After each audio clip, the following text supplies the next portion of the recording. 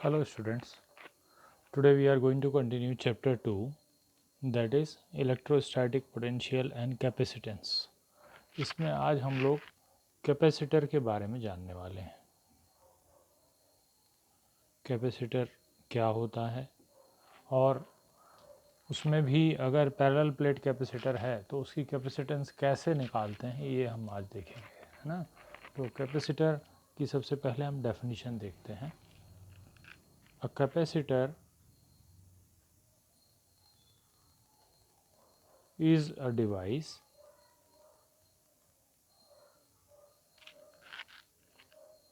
which can store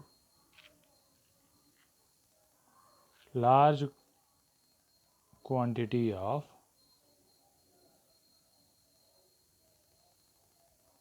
charge without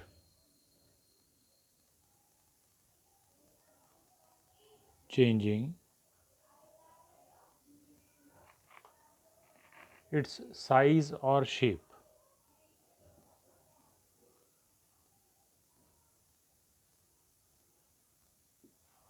इसका मतलब है कि हम एक स्पेशल इस तरह का डिवाइस बनाते हैं जिसमें हम ज़्यादा चार्ज स्टोर कर सकते हैं और वो डिवाइस का साइज़ और शेप ज़्यादा ना बड़ा हो या चेंज ना करे, उसी के अंदर ज़्यादा से ज़्यादा चार्ज आ जाए, है ना, मतलब उसकी कैपेसिटी बढ़ जाए, तो उसका नाम हुआ कैपेसिटर। इसी को हम लोग कंडेंसर के नाम से भी जानते हैं, है ना। तो इसका दूसरा नाम है जो कि कंडेंसर है ना, CONDENSER। तो इसको इन दोनों में से किसी भी नाम से, वैसे हमारे बुक में, टेक्स्ट बुक में मोस्टली कैपेसिटर इस नाम से इसको जानते हैं। तो हम लोग के कोर्स में है जो कैपेसिटर हमको पढ़ना है वो कहलाता है पैरेलल प्लेट कैपेसिटर।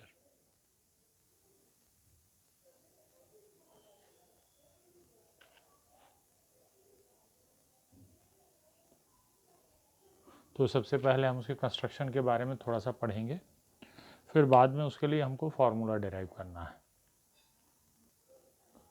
अब हम पैरेलल प्लेट कैपेसिटर को कंस्ट्रक्शन देखेंगे कि किस तरह से बना होता है। इसमें जैसे कि इसका नाम है, इसमें दो पैरेलल प्लेट्स होती हैं। एक प्लेट को चार्ज दिया जाता है इधर से जनरली, और जो दूसरी प्लेट का जो बैक साइड है ना, फर्दर एंड है दूर वाला, उसको अर्थ किया जाता है। और दोनों प्लेट के बीच में या तो एयर रहता है या तो डाइलेक्ट्रिक मीडियम रहता है, कोई भी, वो डिपेंड करता है। कई बार पूरा का पूरा जो गैप है वो डाइलेक्ट्रिक से फिल होगा या कई बार पार्शियली फिल्ड होगा, उसका थोड़ा पार्ट में एयर होगा और रिमेनिंग पार्ट में जो है पार्शियली फिल्ड डाइलेक्ट्रिक होगा, है ना। तो इसका जो फिगर है और जो इसका सिंबल है, जनरली इस तरह से सिंबल दिखाया जाता है। इसका मतलब ये है कैपेसिटेंस है, और इसके ऊपर इसकी कैपेसिटेंस लिख दी जाती है कि ये इस तरह से है, मतलब ये एक कैपेसिटर को शो कर रहा है। इसकी कैपेसिटेंस 2 माइक्रोफेराड है ना। तो अब हम देखते हैं कि इसमें चार्जेस किस तरह से डिस्ट्रीब्यूट होते हैं, उसको सिंबल से हम लोग समझने की कोशिश करते हैं। तो वो जो है वो इसमें सबसे पहले हमने इस प्लेट, लेफ़्ट वाली प्लेट को मान लिया चार्ज Q दिया, ठीक, यहाँ से उसको प्लेट को हमने Q चार्ज दिया। तो प्लस Q चार्ज जब दिया तो वो जनरली इस पूरी प्लेट पे फैल जाता है। मान लीजिए इधर पे ऐसे आ गया सामने, और जो दूसरी प्लेट है दूर वाली, इस पे इंडक्शन से, है ना, सामने वाले फेस पे नेगेटिव चार्ज आ जाता है और दूर वाले एंड पे पॉजिटिव चार्ज आ जाता है यहाँ पे। तो पूरा पॉजिटिव चार्ज यहाँ पे हो जाएगा, यहाँ पे हो जाएगा, इस तरह से। अब जब इसको अर्थ कर देते हैं हम लोग तो ये पॉजिटिव चार्ज पूरा ग्राउंड हो जाता है ना, तो यहाँ पे पॉजिटिव चार्ज नहीं बचता है। अब इस तरह से फाइनल पिक्चर जो है कैपेसिटर की ये बनती है। यहाँ पे इस पर प्लस Q चार्ज है और इस पर माइनस Q चार्ज है इंडक्शन के कारण, है ना। तो अब हमारे पास ये दो पैरेलल प्लेट्स हो गई, जिसमें से एक प्लेट पे पॉजिटिव और दूसरी प्लेट पे नेगेटिव चार्ज हो गया, है ना। तो इसके बीच का इलेक्ट्रिक फील्ड हमको मालूम होना चाहिए। ये हम लोगों ने फर्स्ट चैप्टर में निकाला हुआ है, अभी हम इस फार्मूले को यूज़ करने वाले हैं। तो दो पैरेलल शीट्स के बीच में जो इलेक्ट्रिक फील्ड होता है उसके लिए फार्मूला है sigma upon epsilon not into के। तो जो के अगर मीडियम है यहाँ पे कुछ भी, उसकी डाइलेक्ट्रिक कांस्टेंट है। और सिग्मा क्या है? सिग्मा है इस प्लेट की, दोनों प्लेट में से किसी भी प्लेट की सरफेस चार्ज डेंसिटी। तो sigma is surface charge density.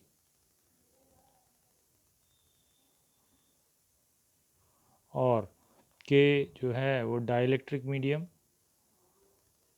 Dielectric constant of the medium, जो भी मीडियम है। अगर एयर है तो फिर उसको 1 ले लेंगे, नहीं मीडियम है पूरा तो इसको लेंगे, ठीक है। तो इस फॉर्मूले को हम लोग पैरेलल प्लेट कैपेसिटर के डेरिवेशन में यूज़ करने वाले हैं। और एक फार्मूला हम आगे यूज़ करेंगे जो अभी अभी हमने पिछले लेक्चर में देखा था, वो ये था कि जो पोटेंशियल डिफरेंस है इसके बीच में वो ई को डिस्टेंस से मल्टीप्लाई करने से आता है। जिस डिस्टेंस तक इलेक्ट्रिक फील्ड लगा हुआ है ना, अगर प्लेट के बीच का डिस्टेंस डी है, पूरा सेम फील्ड है, तो इसको डी से मल्टीप्लाई कर देते हैं तो हमको पोटेंशियल ड्रॉप मिल जाता है, ठीक है। फिर इसी की हेल्प से कैपेसिटेंस का फार्मूला डेराइव किया जाएगा। अब हम लोग पैरेलल प्लेट कैपेसिटर की कैपेसिटेंस के लिए फार्मूला डेराइव करेंगे। तो ये एक फिगर बनाया हुआ है पैरेलल प्लेट कैपेसिटर का, जिसमें दो प्लेट्स हैं, एक प्लेट एक्स है और वाई है। लेफ़्ट वाली प्लेट को हमने प्लस क्यू चार्ज दिया हुआ है।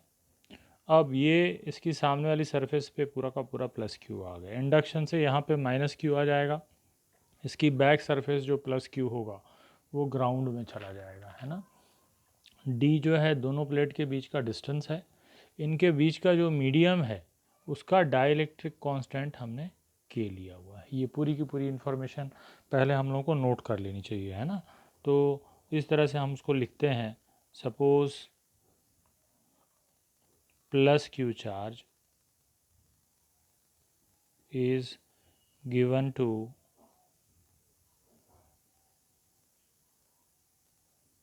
a parallel plate capacitor.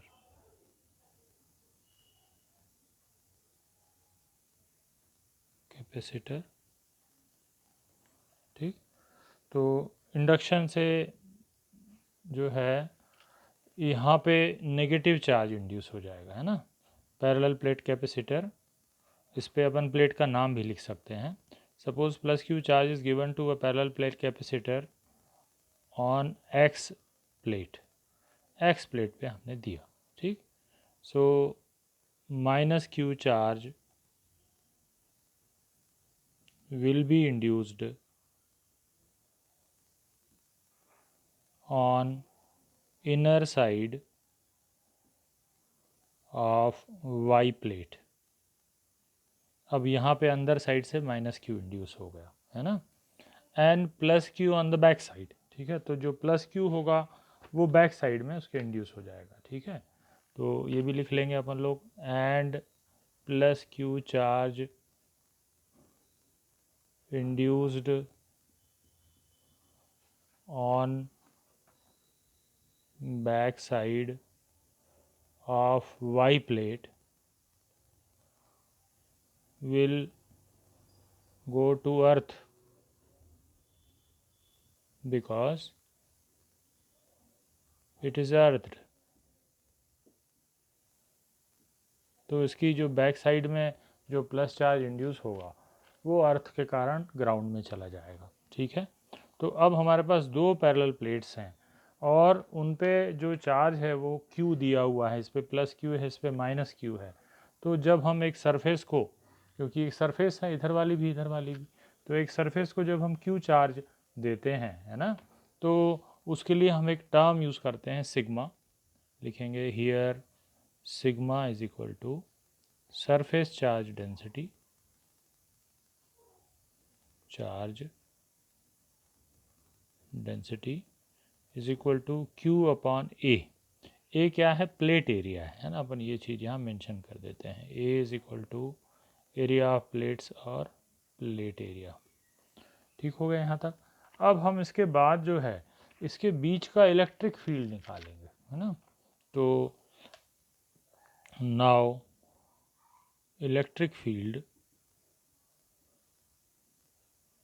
Between plates, क्योंकि ये प्लेट पास पास हैं तो इनके बीच एक यूनिफॉर्म इलेक्ट्रिक फील्ड प्रोड्यूस होगा, है ना। इसके लिए इलेक्ट्रिक फील्ड का फार्मूला हम लोग फर्स्ट चैप्टर में देख चुके हैं, और वो होता है sigma upon epsilon not into के। के क्या है अपन ने पहले ही बता दिया है, यहाँ का जो मीडियम है उसका डाइलेक्ट्रिक कांस्टेंट के है, ठीक है। तो ये निकला इलेक्ट्रिक फील्ड, है ना, इसको हम ई लिख देते हैं, ई इज इक्वल टू। फिर अब अगला नेक्स्ट स्टेप में हम लोग यहाँ पे पोटेंशियल डिफरेंस निकालेंगे। तो now we have to find potential difference between these two plates, है ना। तो v उसको लिख देते हैं, v इज इक्वल टू होगा potential difference between plates is equal to, अब जो पोटेंशियल डिफरेंस का फार्मूला होगा अभी अभी हमने देखा है वो E into distance between the plates होगा। तो E इंटू डी, ई की वैल्यू यहाँ पे रख देते हैं। E की वैल्यू कितनी है, sigma upon epsilon not into के, और ये बना डी, ठीक। अब इसके बाद हम लोग फिर से जो है, अब हमारे पास कितना चार्ज दिया हमको ये भी मालूम हो गया, क्यू दिया है, कितना पोटेंशियल डिफरेंस डेवलप हो गया ये हमने देख लिया। तो कैपेसिटेंस के लिए हमारे पास एक फार्मूला है ना। वो फार्मूला क्या है, नाउ कैपेसिटेंस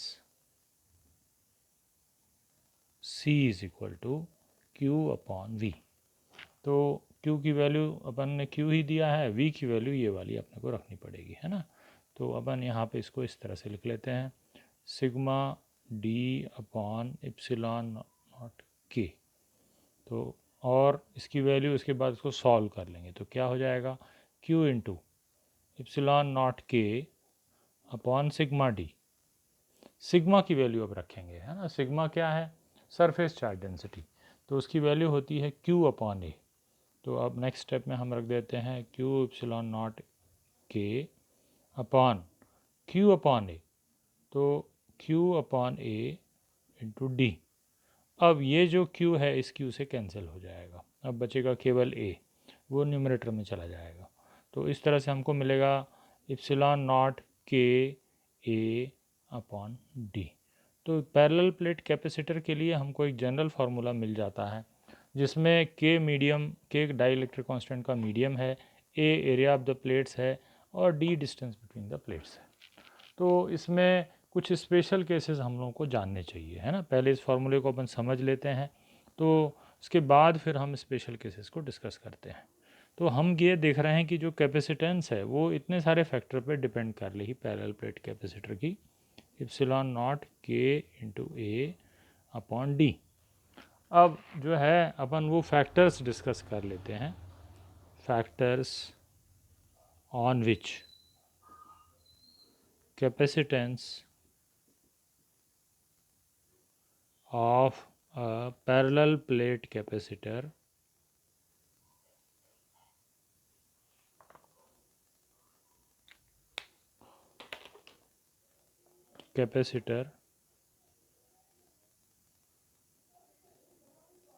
डिपेंड्स। ये कंप्लीट क्वेश्चन में कई बार पूछा जाता है कि सबसे पहले तो कैपेसिटेंस का फार्मूला डेराइव करिए, फिर बाद में उन फैक्टर्स को बताइए जिन पे ये डिपेंड करती है, या उसको कैसे बढ़ा सकते हैं, इस तरह से भी पूछा जाता है। तो हम लोग यहाँ देख सकते हैं कि सी को बढ़ाने के लिए हमको ये न्यूमरेटर की चीज़ें बढ़ानी पड़ेंगी या इसका उल्टा डिनोमिनेटर की चीज़ें घटानी पड़ेंगी, है ना। तो अब एक एक करके सभी फैक्टर्स की हम लिस्ट बनाएंगे। इप्सिलॉन नॉट तो एक कांस्टेंट है, के की वैल्यू हम चेंज कर सकते हैं। तो सबसे पहला पॉइंट है डाइलेक्ट्रिक कांस्टेंट के, ठीक। तो अगर के को इंक्रीज़ किया जाए तो कैपेसिटेंस की वैल्यू बढ़ जाएगी। तो हम ये चीज़ यहाँ लिख सकते हैं, by increasing k we can increase the capacitance. अब के कैसे बढ़ाएंगे, के बढ़ाने का मतलब है बीच में कोई ऐसा मीडियम रख दिया जाए जिसकी के ज़्यादा है ना, तो सुटेबल मीडियम चूज़ करके हम के को बढ़ा सकते हैं। तो ये हुआ पहला factor. Next factor, second factor है ए। तो दूसरा है एरिया ऑफ प्लेट्स। तो एरिया ऑफ प्लेट्स बढ़ाने से भी जो कैपेसिटेंस है वो बढ़ जाती है ना, ये भी हम लोग नोट कर सकते हैं। By increasing area of plates we can increase capacitance.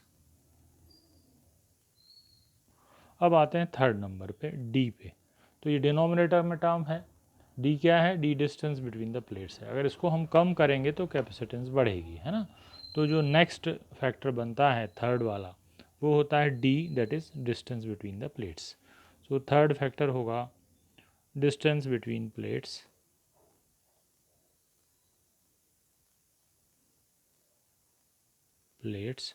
That is D. तो इसके लिए फिर क्या लिखना पड़ेगा हमको, डी को हमको कम करना पड़ेगा, है ना। तो by decreasing d that is distance between plates, we can increase capacitance। तो हमने इस तरह से देखा कि कैपेसिटेंस बढ़ाने के लिए हमारे पास तीन फैक्टर हैं जिनको किस तरह से मैनेज करेंगे तो कैपेसिटेंस बढ़ा सकते हैं। के को हमको बढ़ाना पड़ेगा, ए को हमको बढ़ाना पड़ेगा, लेकिन डी को हमको कम करना पड़ेगा, मतलब प्लेट्स इसकी पास पास होनी चाहिए, है ना। तो ये हो गए कैपेसिटेंस बढ़ाने के तरीके। अब हम इस फॉर्मूले का एक स्पेशल केस देखते हैं, वो क्या है, तो उसको इस तरह से लिख लेते हैं, स्पेशल केस। स्पेशल केस में अगर बीच में मीडियम नहीं है, केवल एयर है ना, तो इफ़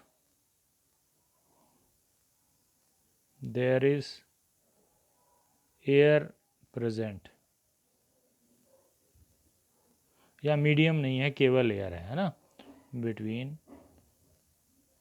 प्लेट्स, तो एयर के लिए हम जो के की वैल्यू है उसको 1 रख देंगे। तो के इज इक्वल टू कितना होगा, 1, ये हमने लिख दिया एयर के लिए। तो सी की वैल्यू आ गई epsilon not a upon D. इस तरह से हमने सी की वैल्यू निकाल ली। तो ये एक स्पेशल केस हुआ। इसमें एक और स्पेशल केस बन सकता है ना, वो क्या होता है कि थोड़ा एयर है और एक थोड़ा मीडियम है ना। तो अगर पार्शियली फिल्ड जो है, partially field gap with dielectric अगर है, तो उसके लिए फिर अलग से डेरिवेशन किया जाता है ना। वो हम लोग नेक्स्ट लेक्चर में करेंगे।